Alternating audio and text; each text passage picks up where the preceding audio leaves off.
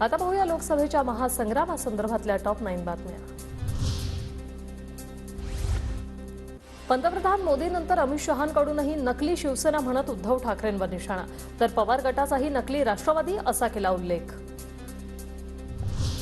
मुक्ताईनगरच्या आमदारांना जे करायचे ते त्यांनी करावं, आमदार चंद्रकांत पाटलांच्या नाराजीवर रक्षा खडसेंची प्रतिक्रिया।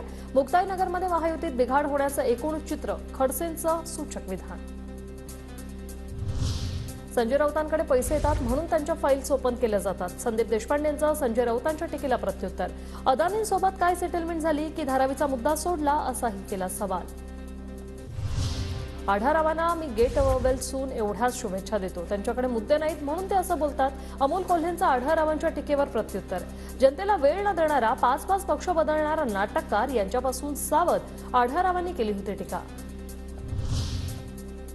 सांगलीच्या हातकणंगलेमध्येही काँग्रेसच्या काही नेत्यांकडून भाजपचा छुपा प्रचार सुरू, राजू शेट्टींचा आरोप। लोकसभा निवडणुकांनंतर मवियातील काही जण भाजपमध्ये जातील असाही दावा। प्रज्ञा सातव नाराज नाहीत, 1-2 दिवसात प्रचारात दिसतील, हिंगोलीचे मवियाचे उमेदवार नागेश पाटील आष्टीकरांची माहिती।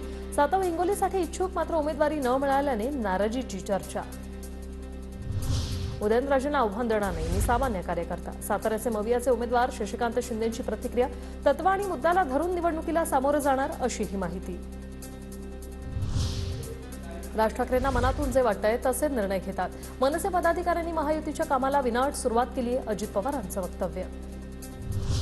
मनसेनं महायुतीतला पाठिंबा दिल्यानंतर आमदार राजू पाटलांची फेसबुक पोस्ट, ऊंची छलांग लगाने के लिए चीता भी 2 कदम पीछे आता है, पाटलांची पोस्ट चर्चेत।